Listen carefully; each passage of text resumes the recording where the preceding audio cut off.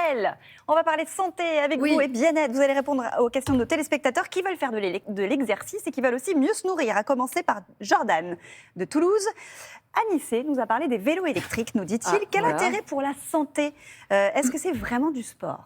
Alors, c'est vrai qu'il y a un réel engouement pour le vélo à assistance électrique, vous en avez parlé. Alors, est-ce que c'est du sport? Eh bien oui, Jordan, je vous confirme, c'est du sport, contrairement à ce que l'on pourrait croire. On augmente vraiment nos capacités physiques quand on fait du vélo à assistance électrique. Il y a une nouvelle étude australienne qui a montré que cette pratique était associée à une plus grande consommation énergétique, à une fréquence cardiaque augmentée, à une consommation d'oxygène augmentée. Toutes ces modifications sont inférieures à la pratique du vélo classique. Parce qu'on pédale, dans l'assistance électrique, on pédale quand même. On pédale quand même, mais elles sont supérieures à la marche. En clair, ça veut dire quoi? Ça veut dire que quand vous faites du vélo à assistance électrique, vous allez faire plus de sport que quand vous faites de la marche modérée, une marche tranquille.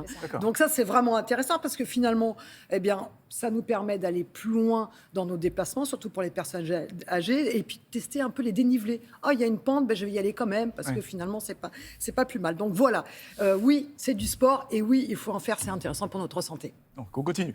Une question de Damien de Le Croisic. J'évite les escaliers car j'ai mal aux genoux. Dois-je insister?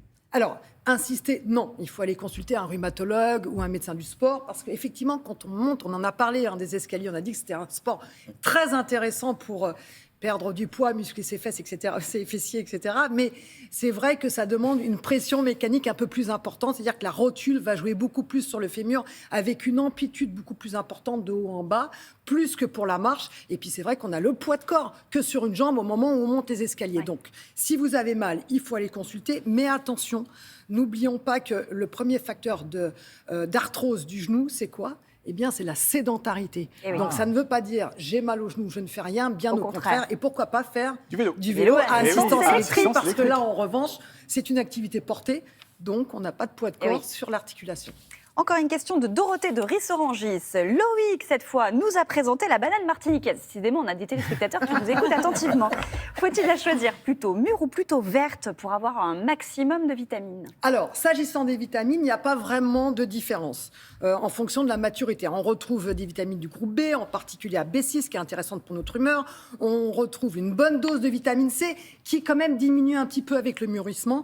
Et puis, on retrouve aussi des minéraux comme potassium et magnésium. Le taux ne change pas avec la maturité. En revanche, ce qui change, c'est la répartition des sucres. Quand la banane n'est pas mûre, elle contient de l'amidon, et plus elle va devenir mûre, cet amidon va se transformer en glucose, en fructose, principalement. Et là, ça va augmenter le taux de sucre dans le sang, petite pic de glycémie. Ça, c'est pas bon pour la santé. Alors justement, pour Thomas Soto, un petit message, parce que regardez sa banane, mais non, ça va pas du tout. Concentré de sucre. Thomas, je sais que tu nous écoutes aujourd'hui, puisque tu me l'as dit. Voilà, cette banane ne va pas, il faut choisir la banane idéale.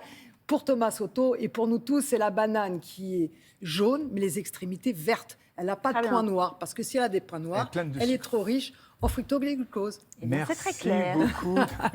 Thomas, il a bien écouté la leçon.